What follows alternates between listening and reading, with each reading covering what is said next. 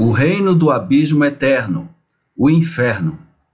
15 de janeiro de 1944. Mensagem de Jesus à mística italiana Maria Valtorta. O nosso Senhor Jesus diz: uma vez eu fiz você ver o monstro do abismo. Hoje falarei com você sobre o seu reino. Nem sempre posso mantê-la no paraíso, Maria Valtorta. Lembre-se de que sua missão é recordar certas verdades aos seus irmãos e irmãs que as esqueceram excessivamente, e desse esquecimento, que na verdade é desdém pelas verdades eternas, muitos males advêm aos homens. Escreva esta página dolorosa, então. Depois você será consolada. É noite de sexta-feira. Escreva olhando para o seu Jesus, que morreu na cruz, em meio a tais tormentos comparáveis aos do inferno, e que quis que aquela morte salvasse os homens da morte.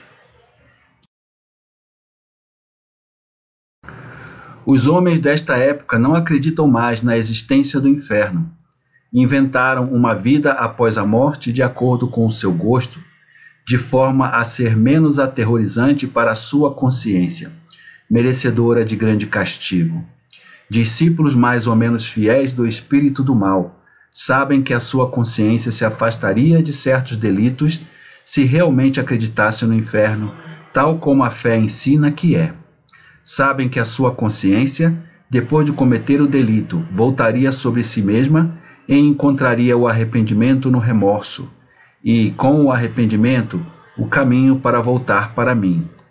Sua malícia instruída por Satanás, de quem são servos ou escravos, de acordo com seu grau de adesão aos desejos e sugestões do maligno.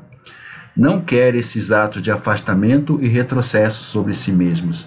Anula assim a fé no inferno, tal como ele realmente é, e fabrica outra, e chega ao ponto de fabricá-la, que nada mais é do que uma pausa para correr para outras elevações futuras mais refinadas. Isso leva a esta opinião ao ponto de acreditar sacrilegamente que o maior de todos os pecadores da humanidade, o filho favorito de Satanás, aquele que era um ladrão, como afirma o Evangelho, que era lascivo e ansioso pela humanidade de glória. Como afirma o Judas Iscariotes, que pela fome da tríplice concupiscência se tornou comerciante do Filho de Deus, e por 30 moedas e com o sinal de um beijo, um valor monetário ridículo e um valor emocional infinito, colocou-me nas mãos dos algozes, possa ser redimido e chegar a mim, passando por etapas sucessivas. Não. Se os Iscariotes era o sacrílego por excelência, eu não sou. Se ele foi o injusto por excelência, eu não sou. Se foi ele quem derramou meu sangue com desdém, não sou eu. E perdoar Judas Iscariote seria um sacrilégio à minha divindade, por ele traída. Seria uma injustiça para com todos os outros homens que são sempre menos culpáveis do que ele, e ainda são punidos pelos seus pecados. Seria um desdém pelo meu sangue. Finalmente seria negligenciar minhas leis. Eu disse, o Deus triuno, que o que está destinado ao inferno permanece nele por toda a eternidade, pois as pessoas não emergem dessa morte para uma nova ressurreição. Eu disse que o fogo é eterno e que nele se reunirão todos os escandalosos e praticantes da iniquidade. E também não pensem que isso terminará até o momento do fim do mundo.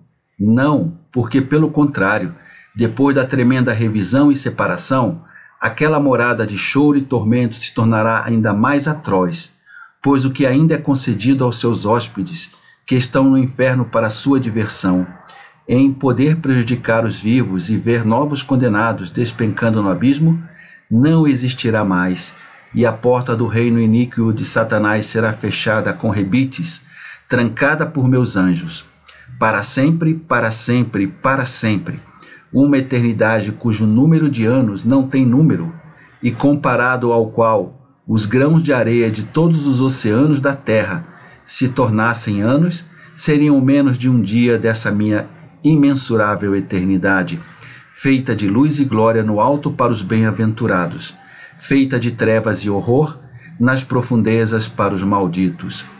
Eu te disse que o purgatório é um fogo de amor, o inferno é um fogo de severidade. Eu te disse que o purgatório é um fogo de amor, o inferno é um fogo de severidade. O purgatório é um lugar onde, pensando em Deus, cuja essência brilhou para você no instante do julgamento privado e o encheu do desejo de possuí-la, você expia os atos que envolvem a falta de amor ao Senhor seu Deus. Através do amor você conquista o amor e, aos poucos, com uma caridade cada vez mais inflamada, você lava seu manto até torná-lo branco e brilhante para entrar no reino da luz, cujos esplendores eu lhe mostrei há poucos dias. O inferno é um lugar onde o pensamento de Deus, a memória de Deus, vislumbrada no julgamento privado, não é, como para os que estão sendo purificados, um desejo santo, um desejo entristecido, mas cheio de esperança, uma esperança cheia de expectativa tranquila, de uma paz segura que alcançará a perfeição quando se tornar a conquista de Deus, mas que já proporciona aos espíritos purificados uma atividade alegre na purgação, porque cada aflição, cada instante de aflição, aproxima-os de Deus, do seu amor. Mas para os que estão no inferno é remorso, raiva, condenação e ódio. O ódio por Satanás, ódio pelos homens, ódio por si mesmos. Depois de terem adorado Satanás em vida, em meu lugar, agora que o possuem e veem sua verdadeira aparência, não mais escondida atrás do sorriso encantador da carne, atrás do brilho resplandecente do ouro, atrás do poderoso sinal de supremacia, eles odeiam Satanás, já que ele é a causa do seu tormento.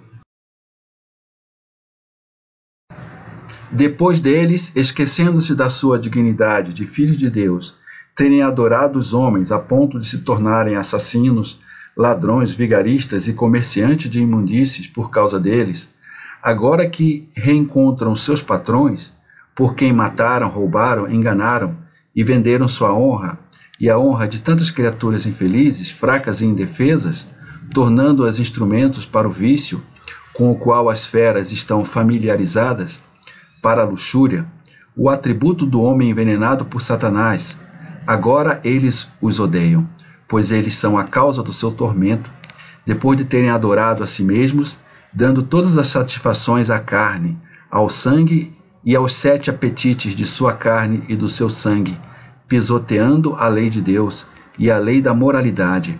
Agora eles se odeiam, pois se consideram a causa de seu tormento. A palavra ódio cobre aquele reino sem limites. Ruge nessas chamas, uiva na gargalhada dos demônios, soluça e late nos lamentos dos condenados.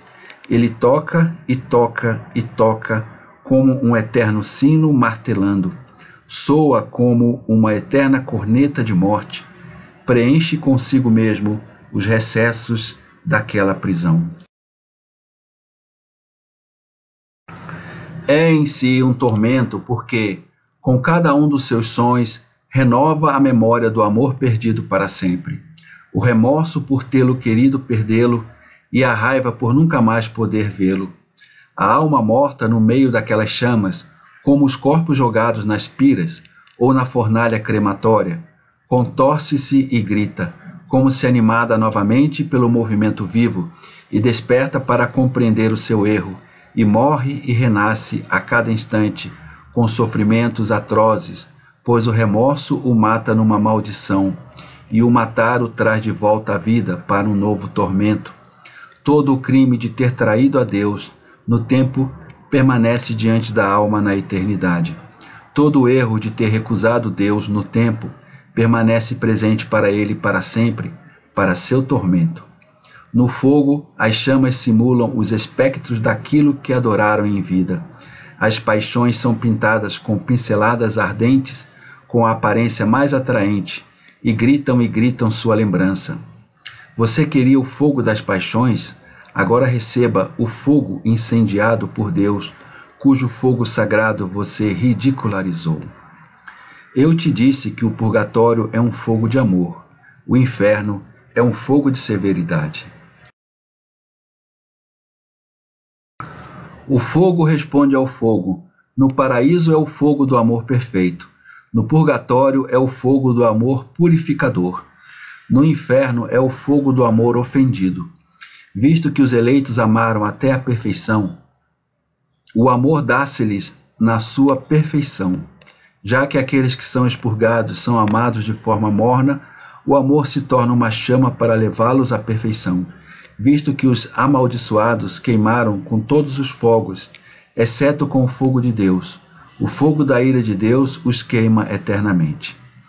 E no fogo há gelo. Oh, você não pode imaginar o que é o inferno. Considere tudo o que é o tormento do homem na terra: fogo, chama, gelo, águas submersas, fome, insônia, sede, feridas, doenças, feridas e morte. Resumindo tudo em uma única quantidade e multiplicando-o milhões de vezes. Você terá apenas uma sombra dessa tremenda verdade. O frio sideral se misturará ao ardor insuportável. Os condenados queimaram com todos os fogos humanos, tendo apenas frieza espiritual para seu Senhor Deus. E o gelo os espera, para congelá-los depois que o fogo os salgou como peixe, colocado na chama para assar.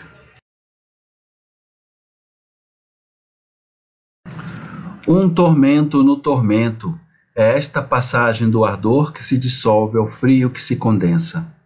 Oh, isso não é linguagem metafórica, pois Deus pode fazer com que as almas, sobrecarregadas pelos pecados cometidos, tenham uma sensibilidade igual à da carne, antes mesmo de assumirem essa carne. Você não sabe e não acredita, mas na verdade te digo que seria melhor que sofresses todos os tormentos dos meus mártires do que 1 hora dessas torturas infernais. A escuridão será o terceiro tormento. Trevas materiais e trevas espirituais. Estar nas trevas para sempre, depois de ter visto a luz do paraíso, e estar no abraço das trevas, depois de ter visto a luz que é Deus. Contorcer-se naquele horror sombrio, onde, no brilho do espírito queimado, só se ilumina o nome do pecado, pelo qual estão pregados naquele horror. Não encontrar outro apoio naquela agitação contínua de espíritos que se odeiam e prejudicam uns aos outros, mas o desespero que os torna enlouquecidos e cada vez mais amaldiçoados. Alimentar-se dele, basear-se nele e matar-se com ele. Diz-se que a morte alimentará a morte. O desespero é a morte e alimentará esses mortos na eternidade. Até eu, que criei aquele lugar, digo-te que quando desci até lá para tirar do limbo aqueles que aguardavam minha vinda, eu, Deus, experimentei horror com aquele horror. E se algo feito por Deus não fosse imutável, por ser perfeito, eu teria querido torná-lo menos atroz, pois eu sou o amor, e fiquei magoado com esse horror. E vocês querem ir para lá. Meditem, ó filhos, nestas minhas palavras. Os doentes recebem remédios amargos. As áreas doentes de pacientes com câncer são cauterizadas e cortadas. Para você, doente e sofrendo de câncer, Isso é remédio de cirurgião e cauterização. Não recuse, use-o para se curar. A duração da vida não é destes poucos dias na terra. A vida começa quando parece que você está acabando e não tem mais fim. Faça a vida fluir para você no lugar onde a luz e a alegria de Deus tornam a eternidade bela, e não onde Satanás é o torturador eterno. Jesus, caderno 2 de Maria Valtorta.